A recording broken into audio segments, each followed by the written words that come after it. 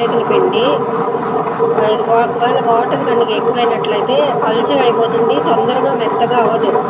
అలాంటప్పుడు ఏం చేయాలి అంటే, అలాంటప్పుడు వాటర్ ఎక్కువైపోయి పల్చగా ఎప్పటికీ మెత్తగా అవ్వదు కదా, అప్పుడు ఏం చేయాలంటే కొద్దిసేపు ఆపేయండి.